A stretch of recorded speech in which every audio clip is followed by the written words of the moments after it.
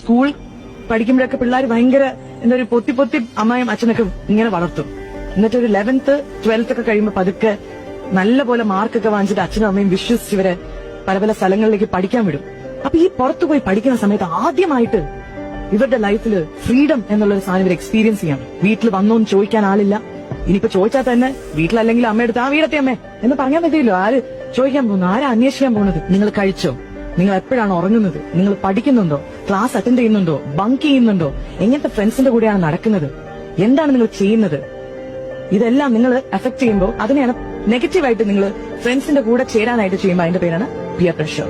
നിങ്ങൾക്കൊരു പേഴ്സണാലിറ്റി ഉണ്ടെങ്കിൽ ആ പേഴ്സണാലിറ്റിയിൽ നിങ്ങൾ ഉറച്ച് നിൽക്കുന്നുണ്ടെങ്കിൽ nobody can affect U.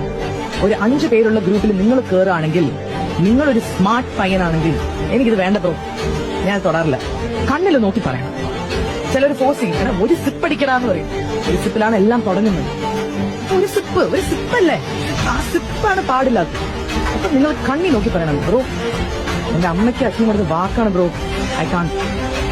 Friendship ഒക്കെ വേറെ, എന്റെ family comes first of all I respect. നിങ്ങൾക്ക് ഇഷ്ടമുള്ളത് ചെയ്യാം, പക്ഷെ ഇത് ചെയ്താലേ നിങ്ങളുടെ ഫ്രണ്ട് ആവാൻ എനിക്ക് പറ്റുന്നുണ്ടെങ്കിൽ എനിക്ക് ആ ഫ്രണ്ട്ഷിപ്പ് വേണ്ട ബ്രോ, സോറി. ഞാൻ നാളെ തൊട്ട് ഈ ഗ്രൂപ്പിൽ ഞാൻ വരുന്നില്ല, ഞാൻ ഒറ്റയ്ക്ക് ഇരുന്നോളാം, അല്ലെങ്കിൽ വേറെ ആരെങ്കിലും ഞാൻ നോക്കിക്കോളാം. I came here to study. ഒറ്റ കേൾക്കുന്നവർക്ക് പോലും